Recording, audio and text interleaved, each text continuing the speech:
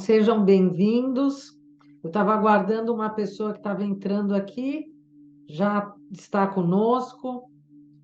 Então, gratidão pela presença de todos vocês, quem está aqui presencialmente, quem vai estar assistindo parte dessa aula um pouquinho mais para frente.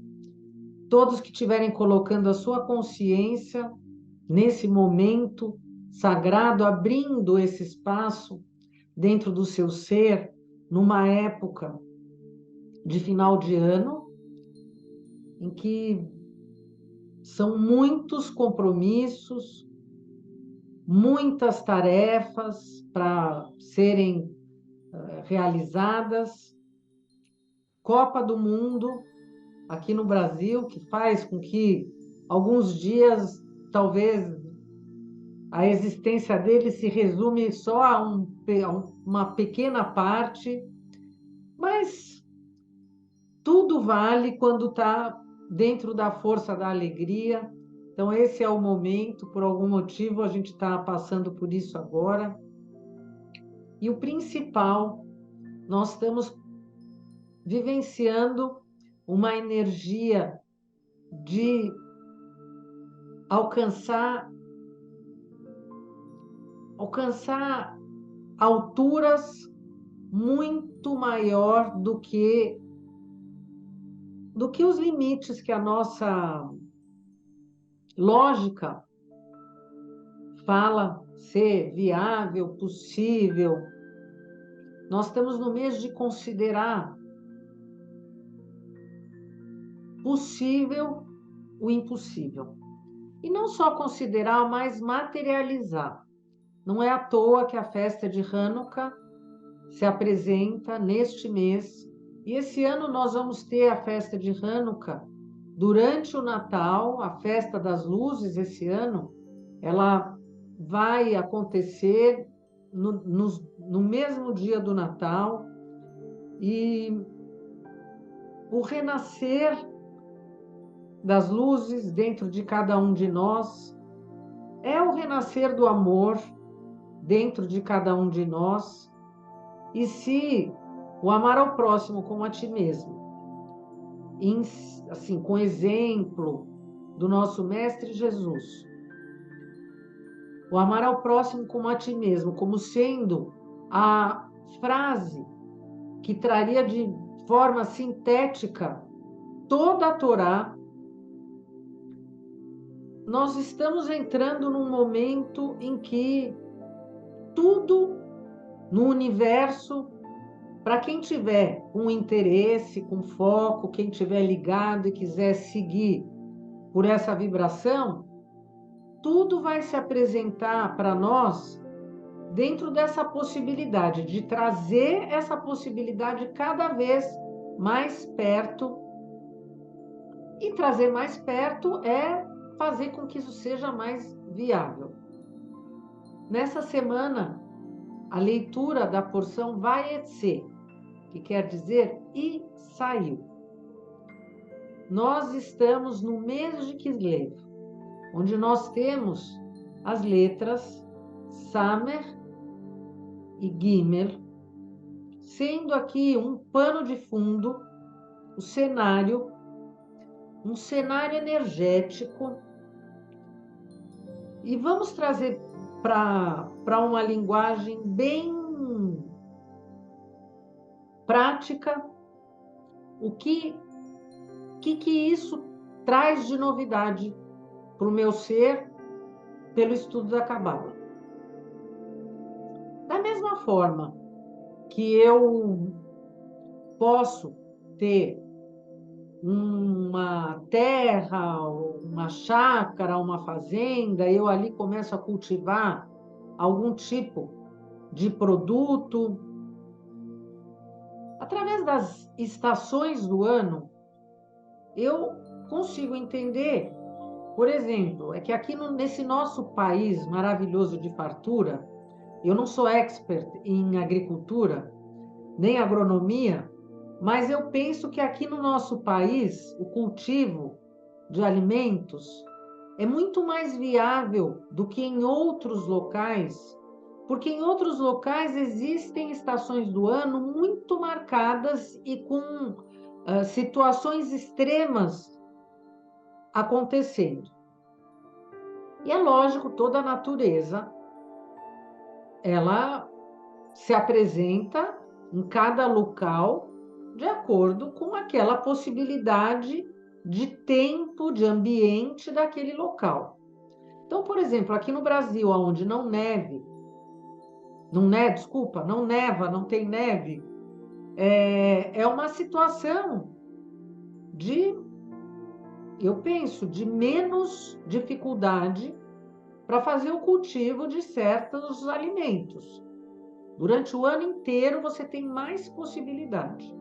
Mas digamos que aquelas pessoas que não estão num lugar que tem esse clima tropical tão propício.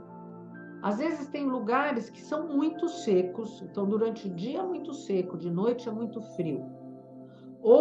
E que conforme o tempo, por exemplo, se a gente pensar na nossa Amazônia, tem épocas do ano que praticamente a pessoa não consegue nem andar, porque existe toda aquela inundação nos igarapés, se chama igarapé, a gente passa por dentro da floresta, dentro do barco, não dá para andar, porque tem água. Então você tem aquelas árvores, mas ao mesmo tempo é como se você estivesse navegando por um mar de árvores. Nos países aonde neva, eu penso que deve ser muito difícil você plantar uma semente e naquele mês que, pelo calendário, se sabe que dali a 30 dias vai nevar, porque na hora que começou a nascer a muda daquela semente, a neve vem e queima absolutamente tudo aquilo que você cultivou.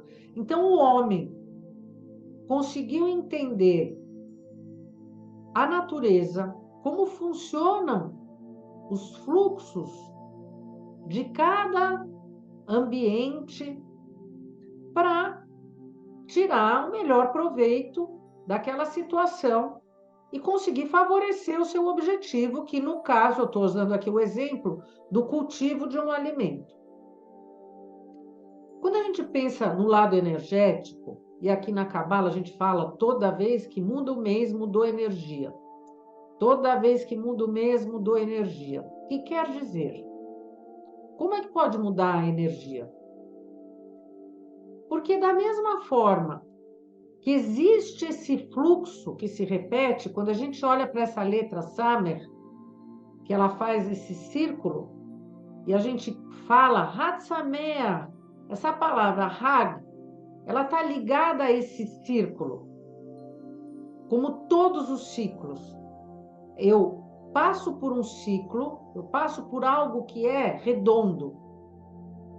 E quando eu estou num caminho circular, eu, num momento, vou parar exatamente naquele mesmo lugar de onde eu saí. Assim são as estações do ano, por isso que existe a repetição, e ano a ano, através das gerações, foi possível aprender como funcionam os ciclos. Se não existissem ciclos, se cada vez as coisas fossem aleatórias, de ano a ano existe sim uma evolução, alguma coisa acontece ligeiramente, aí a gente vai fazendo adaptações. Mas se não existissem essas repetições, nós não teríamos a vivência de poder fazer algumas afirmações e dizer: na hora da lua nova é a hora boa de plantar a semente. Na hora da lua cheia é o momento em que eu tenho maior potencial energético. É o momento da maré alta. E aí, seguindo elementos que estão aqui físicos na natureza, por enquanto nós estamos falando de energia, mas nós estamos falando com esses olhos daqui da fisicidade. Eu olho para a fisicidade e eu estou vendo tudo isso acontecer. O que faz isso acontecer? O que faz a Terra estar girando dentro de uma órbita ao redor do Sol? o que faz a Lua estar girando através de uma órbita ao redor da Terra? O que faz os planetas que estão nessas órbitas manterem esse mesmo caminho com algumas pequenas diferenças? Existem energias, forças que estão agindo sobre todos esses, eu iria dizer,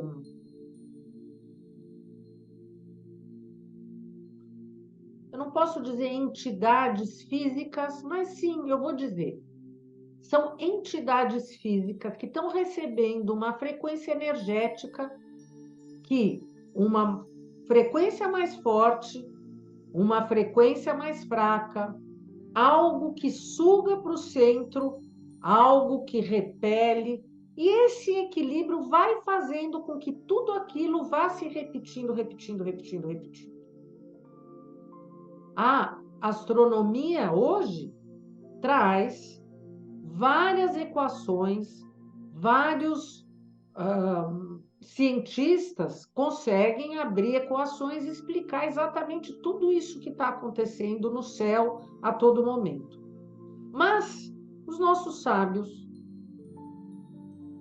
muitos e muitos anos atrás, Abrão, patriarca, não tinha ciência, mas ele tinha acesso a algo que eu vou agora abrir aqui para vocês.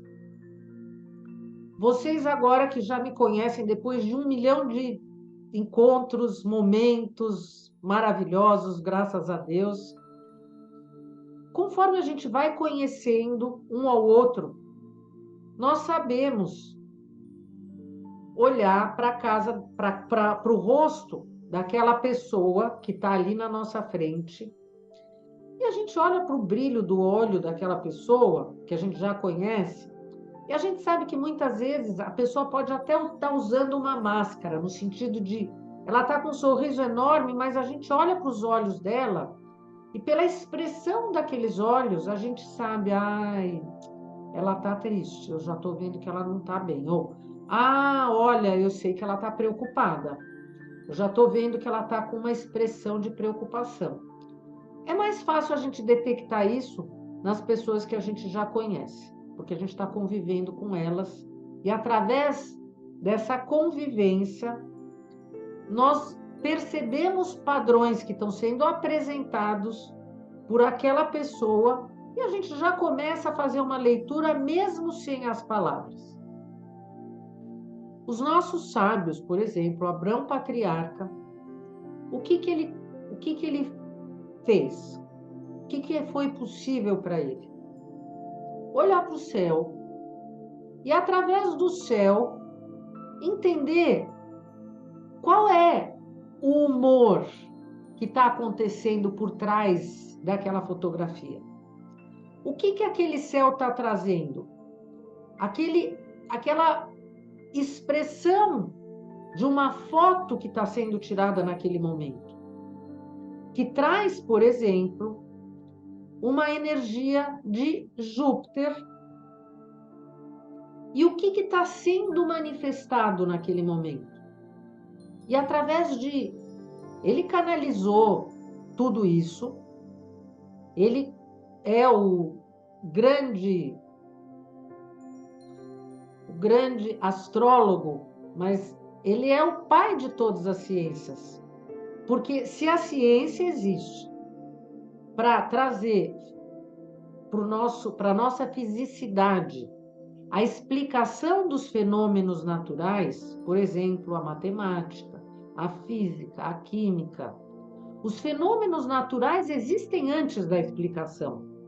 Isso é algo que a gente também não pode esquecer, porque muitas vezes a gente coloca, quando a gente fala, olha, eu só vejo aquilo que eu só acredito aquilo que eu vejo, e aí a gente entra no mês de Quisleva, a energia de Sagitário, e o Sagitário está fora disso. Para o Sagitário isso não precisa estar presente. Talvez para o Capricorniano isso seja algo muito mais natural. O Sagitário tem uma leveza que ele simplesmente acredita. Então ele fala, ele é tão positivo, no fim vai dar tudo certo. E ele acredita, ele não precisa que tragam para ele a explicação científica para ele acreditar. Então, os nossos sábios, Abrão Patriarca, explica para nós que neste mês, em que a gente tem a presença da vibração dessas duas letras, meu Deus, vibração de duas letras que fazem um mês. Como? Porque através destas letras, eu consigo sintonizar uma frequência, como se eu colocasse o meu rádio num canal. E eu conseguisse entender, escutar a frequência que está vindo de uma estação. Quando eu conheço a estação, eu entendo em que canal eu vou colocar a minha frequência. E aí eu posso escutar. O que a Cabala está trazendo para nós? Essa explicação. Que cada uma das letras trazem combinações de forças que eu não enxergo. É igual o Sol, a Terra e a Lua. Por acaso eu enxergo a força que faz essa união em que eles não saem fora dessa frequência? Aqui está. Eu tenho dentro da Terra uma energia que está fazendo. Tudo está dentro de uma gravidade. Então, a gente está em pezinho aqui, nós não estamos voando. Ao mesmo tempo, este grau de força, ele está também trabalhando na força da órbita do Sol. Por isso, a gente continua na mesma órbita. A gente, por acaso, enxerga isso? Não. Não existe aqui um traçado. A gente sabe que existe esse traçado. Para nós, hoje, é fácil aceitar isso. Mas vamos lembrar que há bem pouco tempo atrás, se a gente pensar o número de anos que existem de existência na Terra, se a gente pensar que lá na Idade Média se achava que a Terra era plana, quadrada, era um plano. E que se alguém falasse que a Terra era redonda, era mentira. Nós estamos trabalhando essa energia já desde a semana passada. O que é verdade, o que é mentira. A verdade, ela permanece verdade, ou a verdade vai ser verdade só até um momento em que apareça uma nova teoria que faça ela virar uma ilusão. Isso a gente trabalhou na semana passada, mas a gente vai continuar a trabalhar. Então, o que eu quero dizer para vocês?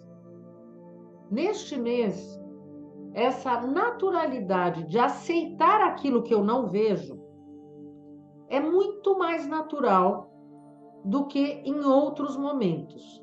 Então, o trabalho que eu vou fazer agora vai ser aproveitar desta energia.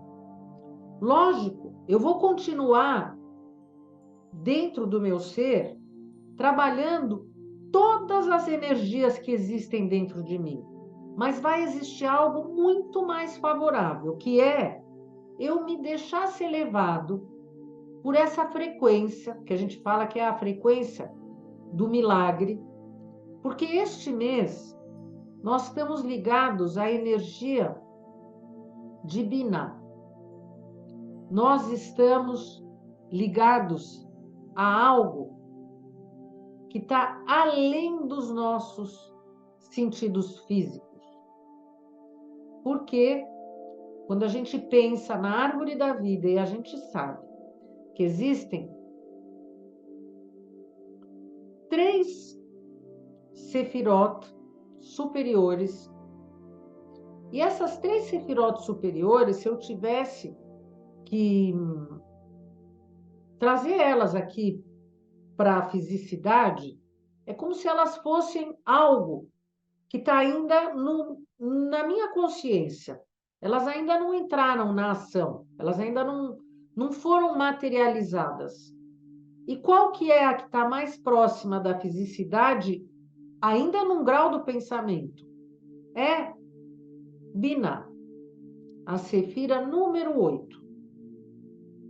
Se eu contar de Malhut para cima. Abaixo dela, número 7, é Hesed. Até Hesed, eu consigo ter um entendimento possível. Acima de Binah, é muito difícil para a gente conseguir compreender a grandeza disso tudo. Ainda bem que existe a Cabala, que pelo menos vai dando umas pistas para a gente conseguir criar imaginação, através da imaginação, internamente, eu conseguir visualizar algo que eu não vejo. Porque, conforme eu estou dizendo, a energia a gente não vê, a gente não enxerga, mas não quer dizer que ela não esteja atuando. A gente não vê a força da gravidade, mas não quer dizer que ela não esteja atuando. Rebeca enganou o marido, favoreceu um filho ou outro filho. Quando a gente olha só para esta cena, está muito claro nesse nosso julgamento tão físico e tão infantil e tão pequeno de algo que é grandioso dentro da cabeça do nosso Criador, que existe muito mais além. Nós estávamos aqui olhando para uma única cena em uma foto que está fazendo uma correção de algo que começou lá com Adão e Eva. Nós temos aqui Esaú representando esse lado escuro, representando a nossa fisicidade, o nosso ego, o nosso desejo de receber para si mesmo, representando a serpente. E, de certa forma, manipulou e enganou Eva e Rebeca,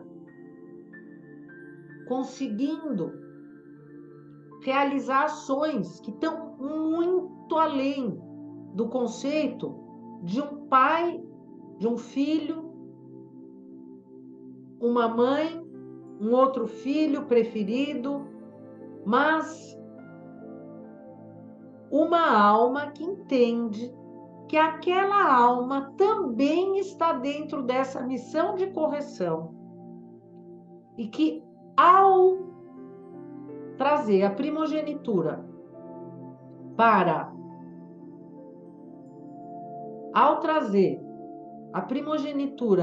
Jacó, é como se ela estivesse tirando da serpente e estivesse devolvendo para a luz parte daquilo que já foi perdido. Por isso que a gente sabe que Rabi Shimon Bar Yochai falava, aquele que lê a Torá sem conhecer o Zohar, ele usa até uma palavra bem... Ele fala, a pessoa é um bobo, ou ele fala um idiota, ou... Ele usa um termo bem depreciativo. O quanto da verdade nos engana quando a gente olha, lê, faz ali declaração sobre a preferência ou a não preferência dessa mãe. Ignorar quer dizer não saber. Por conta da nossa ignorância, a gente julga e a gente condena e a gente toma partido e a gente se coloca em lados, em times, mas todas as histórias estão aqui para nos ajudar a andar. E agora nós estamos falando de histórias com personagens que são muito reais. Porque quando a gente vai para Israel, a gente vai lá para a morada eterna deles. Eles estão lá. Então não é que são assim personagens de fábulas que foram inventadas. Bom, de novo, se a gente é cabalista, se alguém achar que tudo isso é inventado, eu não vou dizer a cada um que aceite as suas próprias verdades, né? Eu não vou aqui fazer afirmação nenhuma, eu não tenho essa pretensão mesmo. Mas a gente vai lá e a gente vê, e a gente sente. E então nós temos aqui um caminho que está sendo seguido por esse personagem, por essa mãe, e essa mãe que chega para Isaac e fala para ele, porque Isaac gostava muito de Esaú, e fala para ele: olha, vamos mandar Jacó lá para a terra do meu irmão, porque eles não gostavam muito das esposas que Esaú tinha escolhido para ele. E Isaac fala: ah, sim, você tem toda a razão, é melhor Jacó ir para a terra do seu irmão. E o que Esaú fez? O que Esaú fez quando viu que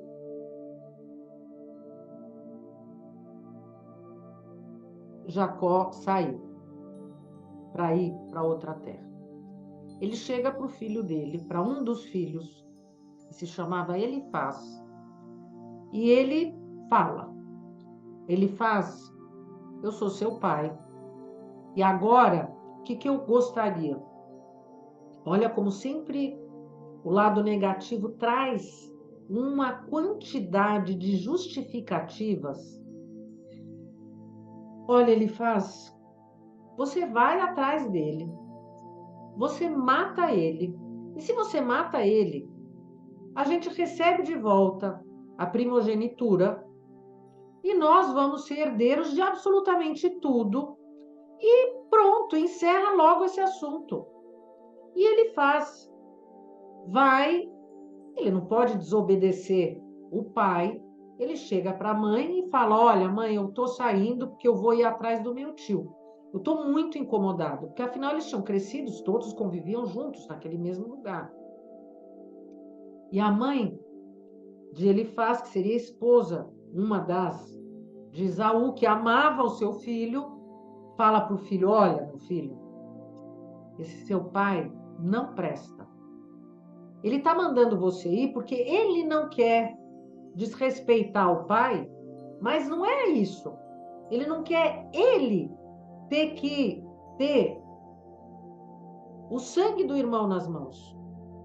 E ele, inclusive, tem medo que se ele entrar numa luta com Jacó, não existia aquilo que nós falamos na semana passada, que a Rebeca, quando recebeu aquela notícia sobre as duas nações, que as duas nações iam brigar, os filhos iriam cada um representar duas nações, mas que o segundo filho iria ser o vencedor e que o primeiro filho iria servir ao segundo filho. Quer dizer que, realmente, a escuridão serve à luz, porque a escuridão está aqui se manifestando no nosso dia a dia a trabalho da luz, porque é através dela que a gente consegue ser mais do que a gente é. Então a gente precisa ver o mal para conseguir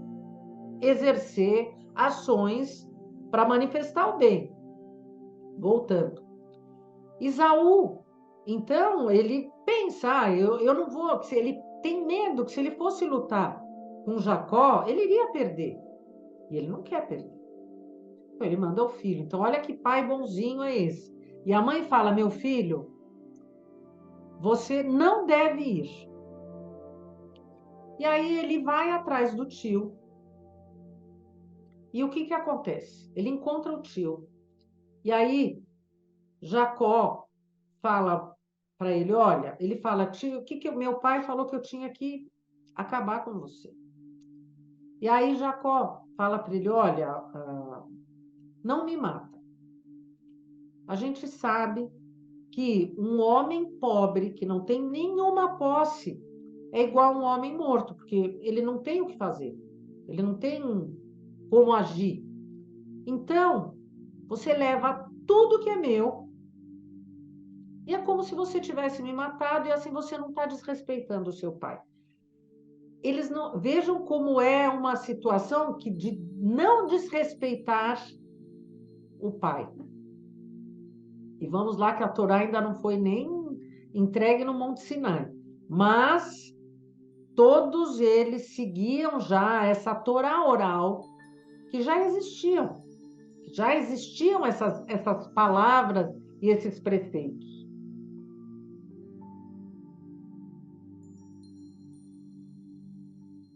Se diz que o casamento aconteceu numa sexta-feira. Sexta-feira era o dia da alimentação da Shabat, do dia de uma refeição especial.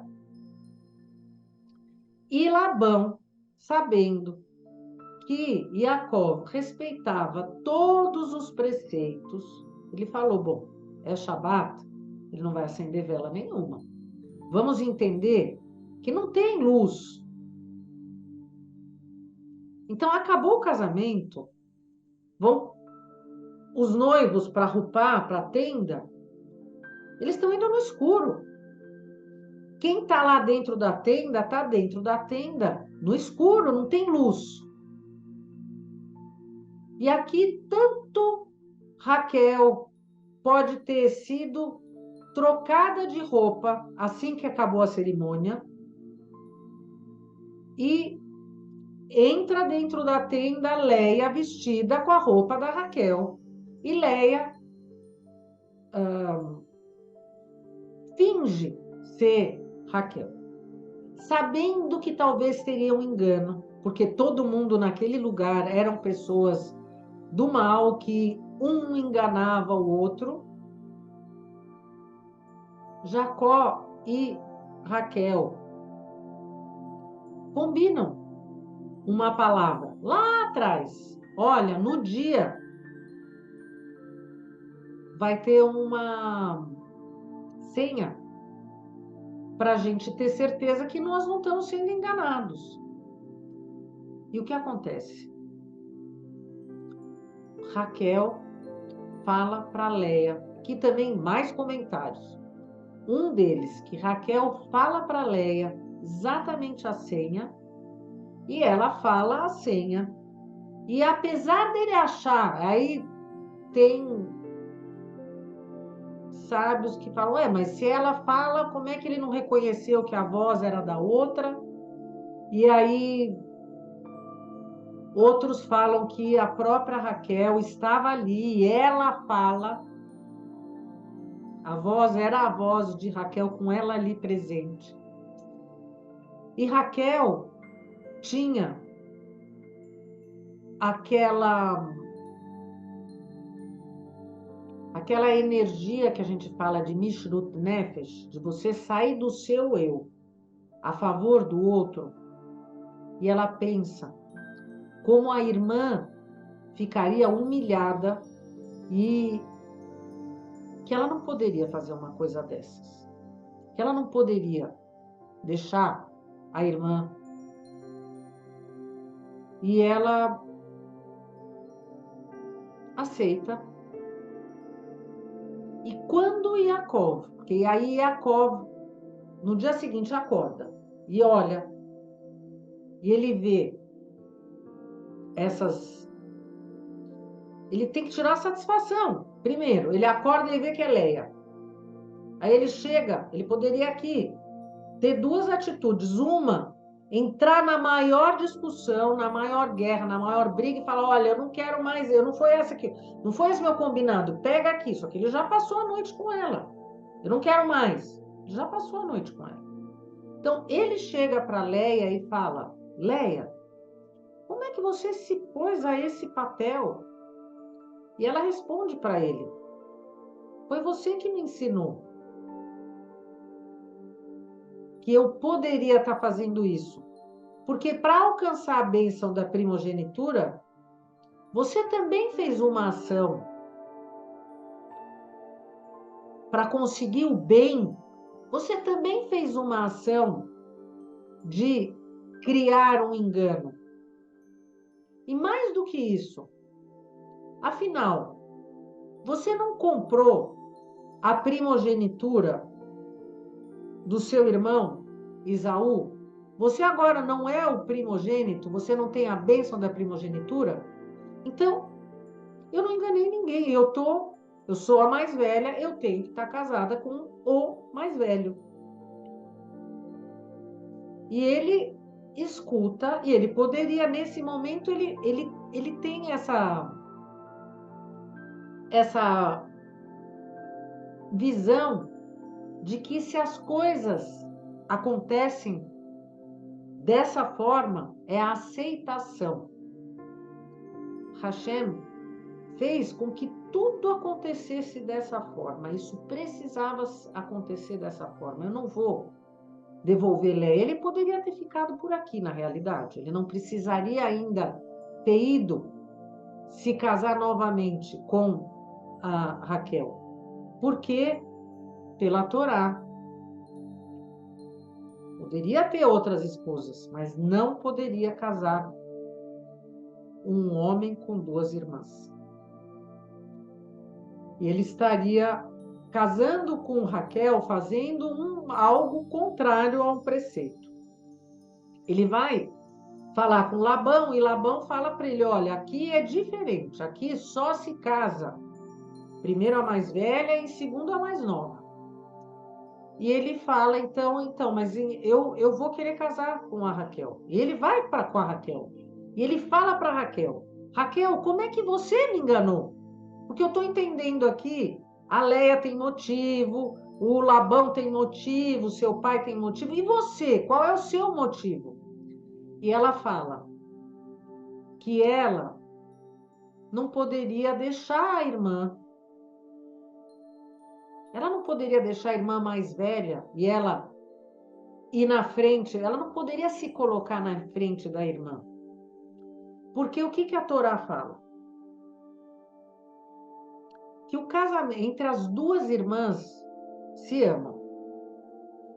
No momento que essas duas irmãs estariam com este marido, uma vai sentir ciúmes, vai sentir inveja, vai sentir raiva. E nesse momento, elas vão deixar de se amar. E no momento que elas deixam de se amar, o que acontece? Cria guerra. Então, isso é algo que não deve acontecer. Mas quando a Raquel deu para Jacó essa justificativa sincera do seu coração, ele viu quanto amor ela teria pela irmã. E vamos lembrar aqui que Raquel é aquela que conseguiu, ela traz a proteção contra o mal olhado, por quê? Porque ela conseguiu ser muito mais do que isso aqui que nós estamos falando aqui agora. Ela é essa carruagem porque ela conseguiu superar a raiva, a inveja, a vontade de receber para si mesma. Ela foi além. E aí, Jacob tem a certeza dentro do coração dele que ele pode, sim, estar com a Raquel. Eles vão ser os pais das 12 tribos. E vamos aqui lembrar que não só ele está casando com essas duas irmãs, mas ele vai casar com as outras duas irmãs servas também, que são filhas de Labão com as servas delas. Então, de qualquer maneira, ele estaria casando com estas irmãs. E ele vai se casar com a Raquel e com a Léia. E nós vamos entender que cada uma delas representa a alma gêmea de Yaakov num nível. Não é à toa que no começo do mês de Kislev, nós estamos falando aqui sobre Leia, que representa o nível de Biná. E nós estamos aqui falando de Rachel, que representa o nível de Malchut. Como se fossem complementos divinos, cada uma numa dimensão e num nível, mas existe um lado que a gente precisa aproveitar nesse mês, porque esse mês é o mês que faz a nossa expansão, que é onde eu tenho que estar mais alerta, que é o sentido do doar. Então, eu posso ser uma pessoa honesta, boa, não abuso de ninguém, não falo mal de ninguém. Mas foi exatamente o que eu falei no início. Eu também não faço nada. Ou eu faço só um pouquinho e penso que já está bom. É o mês da expansão. Eu tenho que expandir. Eu tenho que aproveitar essa onda, essas ondas gasosas de Júpiter, para eu alcançar esse domínio da natureza. O Deus Júpiter, Deus Zeus, o rei do Olimpo. Eu quero ser esse Zeus. E eu tenho que tomar cuidado, porque essa letra Samer, que é o conduíte, que vai fazer eu receber essa luz, nesse momento do julgamento, nesse momento que eu tenho que procurar o equilíbrio, mas eu fico parado sem me mexer, porque eu acho que já está bom, e eu não caminho, não voo para a expansão. Essa letra Samer que diz para mim, olha, tudo vai dar certo, eu deixo tudo acontecer sozinho. Eu não interfiro. Eu nem deixo. E aí eu estou sendo um conduíte para negatividade, porque é um círculo vicioso. Eu ando e caio no mesmo lugar, sem alterar nada.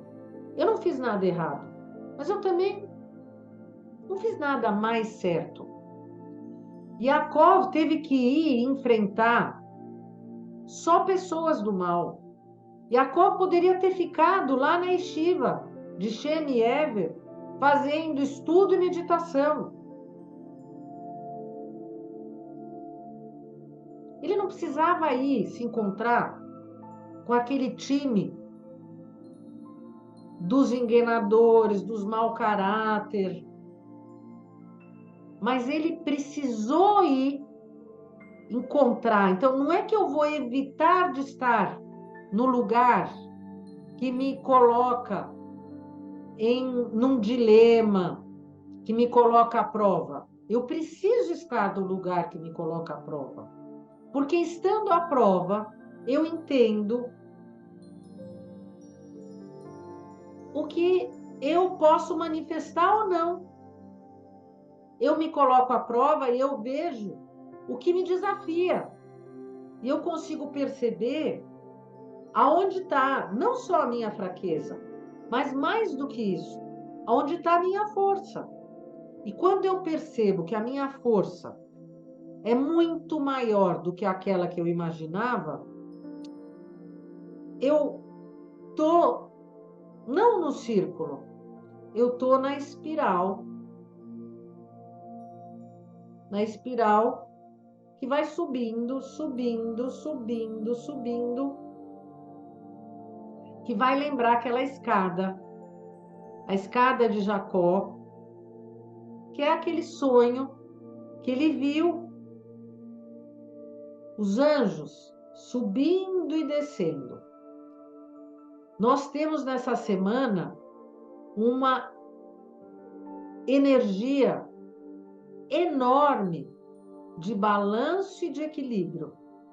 Quando eu coloco na minha consciência, no meu foco, essa possibilidade de acreditar naquilo que eu não enxergo, que é a força da luz que está por trás de absolutamente tudo. Talvez qualquer um de nós passando por tantos enganos, porque eu gosto sempre de me colocar no papel daquela personagem, como uma criança, porque aqui a gente está fazendo historinha bem infantil de criança. Digamos que eu sou Yaakov. Caramba, meu Deus, eu fui enganado de tudo que é lado.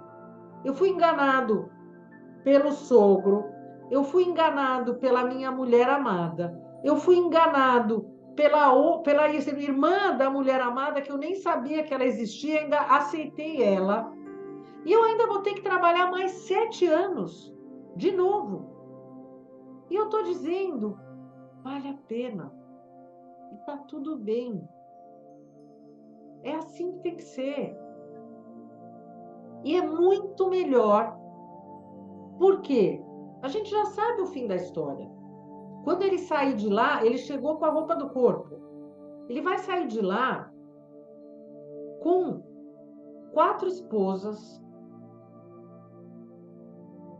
12 filhos, mas ele vai ter ali uma filha, mas aí ele vai ter, em seguida, logo, 12 filhos que vão ser os líderes de 12 tribos.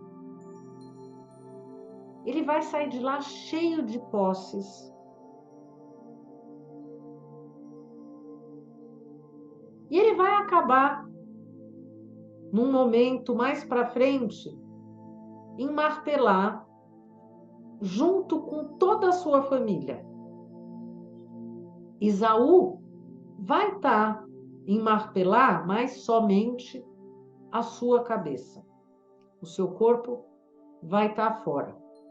Eu havia falado para vocês na semana passada que eu ia falar sobre isso, mas eu estou aqui olhando o tempo e vai ficar ainda para cenas dos próximos capítulos, porque realmente é muita história para uma semana só. O nosso foco, milagres. É o mês dos milagres. Mas como é o mês dos milagres? Eu não entendo. Ai, me apresenta aqui a prova. A prova já foi entregue para nós. Nós vamos fazer o milagre de Hanukkah acontecer dentro da vida de cada um de nós. Na nossa casa, na nossa família, no nosso trabalho.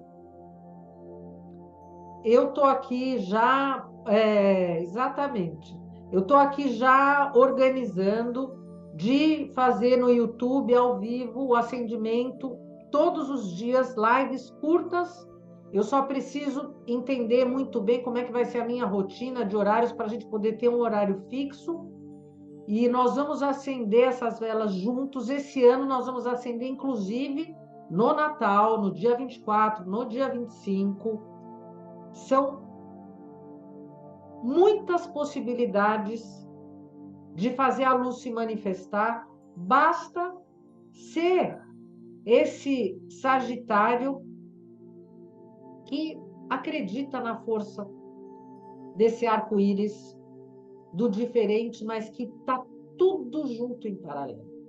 Cores diferentes, mas todas juntas nesse paralelo. Então, Shabbat Shalom para vocês, Shabbat Shalom para todos. Nessa sexta-feira, eu não vou estar ao vivo, porque eu vou viajar, mas eu já vou preparar um material que eu vou deixar para vocês, que vai subir no canal às 6 horas da tarde. Vocês vão acender as velas com ele. Então, estejam presentes, porque nesse mês a gente não pode perder oportunidade. Eu vou estar no meio de uma floresta, num lugar que não tem internet, e vou estar nessa outra dimensão. Acreditem que nós vamos estar juntos. Obrigada pela presença de vocês.